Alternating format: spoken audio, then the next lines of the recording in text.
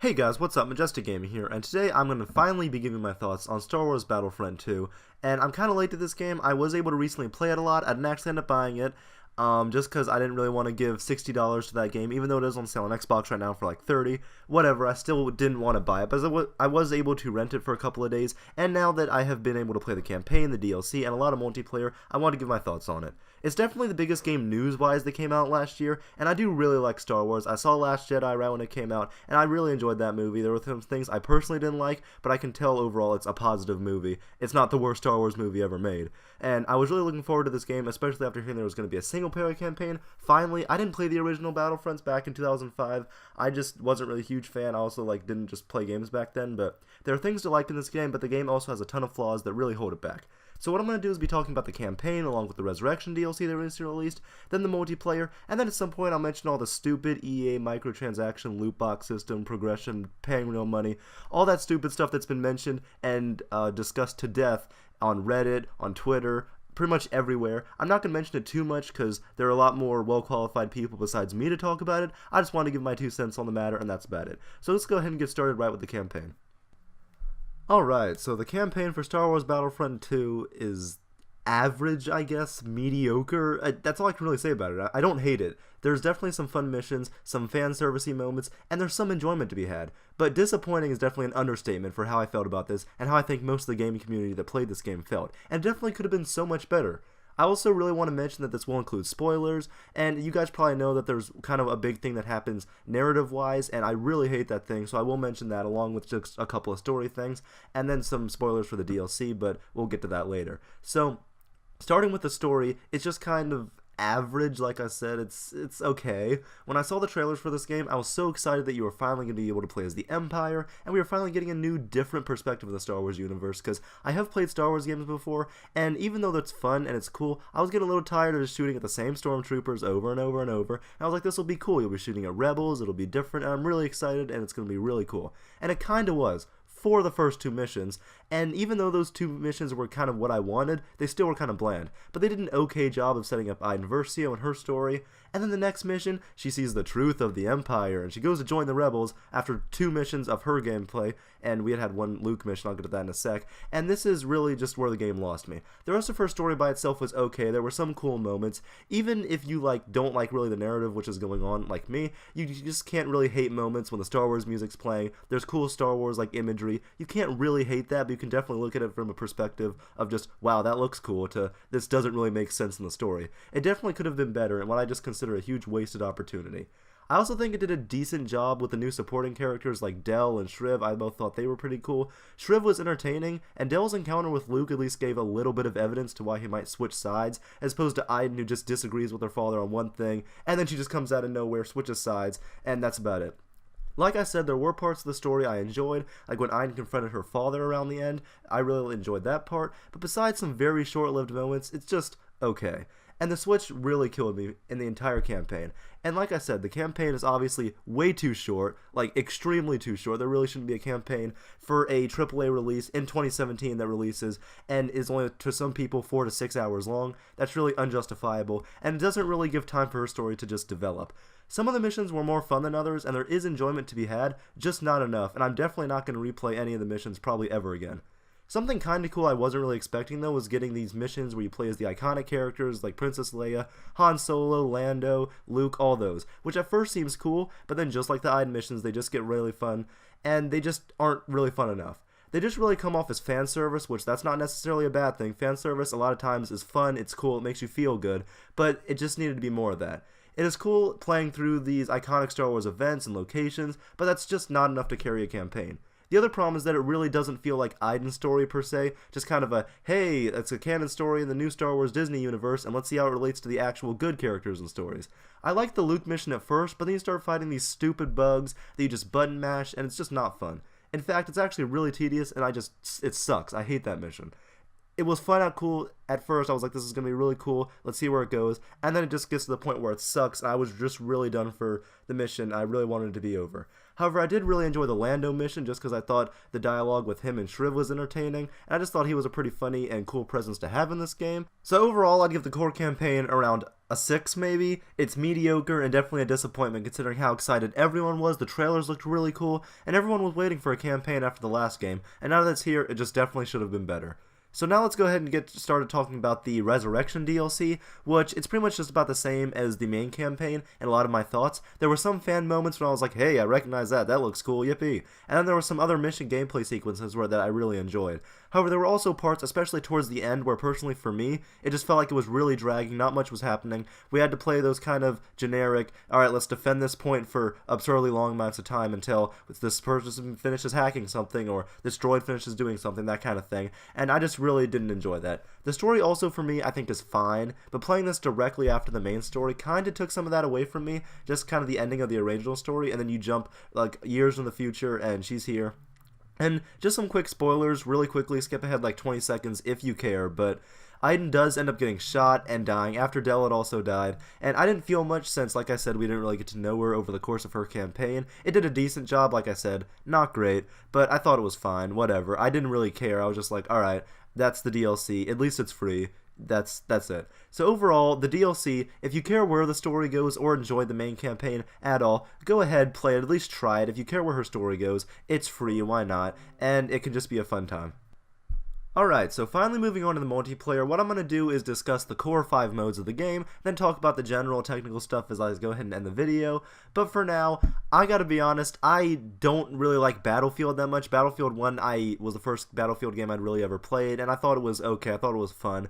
I hated Battlefront 1, I just really hated that game, and even the beta for Battlefront 2 I didn't like. But I have to say, this game actually really surprised me, multiplayer-wise, about how much I enjoyed it. First off, starting with Galactic Assault, or Galactic Conquest, I actually really enjoyed it and thought it was a lot of fun. I like the large-scale battles, and after getting used to the core gameplay, after playing the campaign for a little while, I just thought it was pretty solid. Of course, it is frustrating getting killed by someone because they had a star card equipped to let them heal faster, but I'll get into all that later. I do like multiplayer more than I did in the first game because, like I said, I really disliked that, and overall, it just really surprised me. And I actually did end up having a lot of decent amount of fun in this mode, and I just still haven't played it too much, so there's nothing I can't say that it won't get stale in like a week or two, but I've had fun in most of the matches I've played, and really just the best thing I can say about it is that it does just feel like a big Star Wars battle is happening. Not as much as I would hope, but hopefully they'll get there in the sequel if they get one. And I will say this game was a positive addition, this game mode was a positive addition, and I just really enjoyed Galactic Conquest as a whole. Alright, Heroes vs. Villains is a decent mode. I didn't have a ton of fun playing it because it pretty much just turns into a button mashing contest when all the players get near each other. Now obviously, I, like any Star Wars fan, thought it was cool when you have like Rey and Yoda and just all the characters you need all together in one screen, kind of like in a big Hunger Games arena. That's obviously cool as a Star Wars fan. You're gonna like the visual of that being a thing and the fact that you can play as these characters. But talking about it as a game itself, I just didn't think it was great. I think it just needs some more control and balancing changes. Now, thinking about what I would change, I honestly couldn't think of many things I would do. I think they did a pretty good job overall with this mode. I just think it could be a better time if they just went in, fixed a little bit of control and balancing changes. And like I said, it is cool having all these characters, but for me, that isn't enough to just make a mode. And if you have 3 other friends online and you want to do the 4v4 heroes versus villains, go ahead. You'll probably have a decent amount of time, but don't be surprised if you get frustrated because you're trying to run away or trying to fight and the controls just aren't working for you, because they do need a little bit of changing and a little bit of tuning in this game mode. Overall, a decent time that just kind of feels more fan servicey, but like I said, that's not a bad thing, just doesn't really have enough to carry the mode itself. Overall, a fun time, and it just depends on the person, but for me, I thought it was decent and just okay. So, Starfighter Assault is a mode I just wasn't looking forward to at all, and I do like that the mode is here and by itself, and I would say it's pretty fun, I guess. This mode I could definitely see getting boring really fast though, and there's definitely just not a lot of variety here. I didn't mind the controls too much after I got used to them, but overall I feel this mode's just kind of, it's bland. It doesn't really have a huge feeling that you're in a dogfight with other players based on who's better at flying ship, who has the better skill. It's just more like, alright, let's fly, let's just do the objectives. There's not to say that there's not fun to be had here, but I just personally don't think this mode's really for me. But obviously the mode is here by itself just for people that want to focus in on this, and I think that's really cool. So overall, I think this mode has a lot of potential, but it just doesn't really get there for me personally. Not to say that it won't for other people, but for me, it just got sort of boring after a while, and I wasn't a huge fan. Blast is a mode I actually had a lot of fun with, surprisingly for some reason. I'm pretty sure it was just because my first game I did really well and I just had a good time with it. I know the mode is simple, 10v10, uninspired, boring, normal FPS combat, but I still enjoyed it. Again, if you just want a typical small scale mode and you enjoy the gameplay of Star Wars Battlefront II, you'll probably enjoy this. Similar to this, they also introduced Strike, which I thought it was okay, and I like the idea of more objective-based combat. I didn't love this as much as Blast, but it is similar to Blast in the sense that it's a small-scale battle, and if you don't want to play Galactic Conquest, you've got these two modes to fall back on. Again, it's fine, but I personally didn't have as much fun in it as I did in Blast.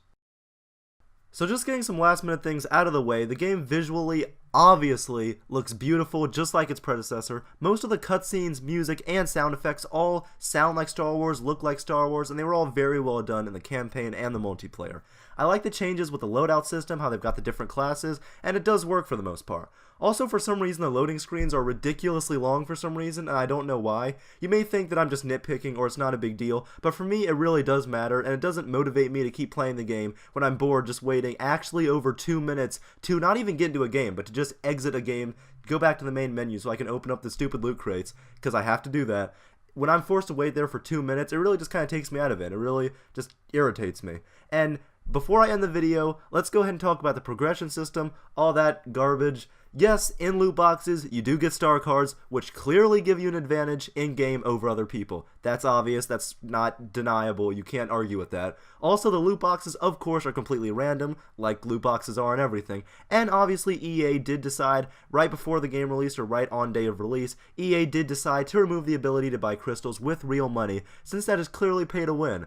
Now, I'm not going to go fully in-depth on how the progression system is and how the multiplayer in general is intrinsically tied with loot boxes, because it is. The kind of whole system's built up from that, because there are tons and tons and tons of Reddit posts and YouTube videos by a lot of great YouTubers discussing that and yelling into their mics for that. So if you want to hear that, I'm sure you've already seen it, or you can go find one. I'm not going to get too much into that. But for me, it really doesn't matter that EA temporarily removed the ability since it was there in the first place, and I thought they could get away with a clear pay-to-win system. And yeah, the progression system was built from the ground up to be supported, and like I said, intrinsically tied in with microtransactions. So you can't just temporarily take them out of this progression system, and then everything's going to be okay. So if you decided not to buy the game because of these problems and because of EA, then I completely agree with you. I get where you're coming from. I still haven't even bought the game. The reason I've been playing it over the last couple of days was because I was able to rent it. I didn't want 60 of my own dollars, or 35 now because of the Xbox sale, which I considered it, but I decided against it. I didn't want 60 of my dollars going to EA so they could keep doing what they're doing and then just keep doing what they're doing with the loot box system, with the microtransactions, and the fact that they thought they could get away with it just kind of shows what they are. The fact of everything they've been doing, all the stuff with the Need for Speed, shutting down Visceral, the single-player Star Wars game, all the Mass Effect Andromeda stuff, and really, this just kind of gets me worried. I know this is off topic, but we're talking about EA, and I know that everyone loves to hate on EA. I know that since EA bought Respawn and Titanfall 3 is a thing, really makes me worried for Titanfall 3 and how that game, Titanfall 2, has a nearly perfect progression system. Not perfect, the progression system, but the in-store using real money microtransaction stuff is pretty well done and probably a template that all games should have. So that kind of makes me worried for that. But like I said, I still haven't actually bought the game, and I probably never will and never would have for $60, and I don't recommend you guys to either for full price. So that's about it for my thoughts on Star Wars Battlefront 2. I know that this was a mediocre campaign with the most part, for the most part, fun multiplayer, and that is pretty much just ruined to a lot of people because of EA. So yeah, you decide if loot boxes are enough to drive you away from this game, and tell me in the comments below what you think about the game, aside from microtransactions, because there's been enough talk about that.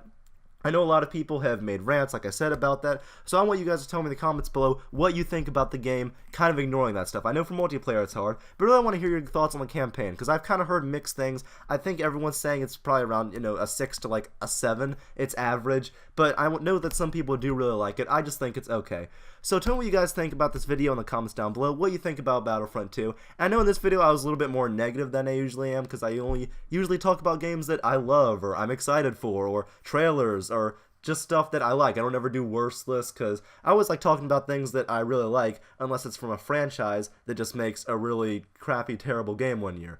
But I want to talk about this game just because it was a really popular game, and I was recently able to play it, and I'm a huge Star Wars fan, and I was looking forward to this game, and to see it turn out the way it did was really disappointing, and in a way that I hadn't been disappointed in since Halo 5 released 2 years ago. So like I said, tell me in the comments below what you guys think about this game, the campaign, and the multiplayer modes themselves, not the loot boxes, and thank you guys for watching Majestic Gaming.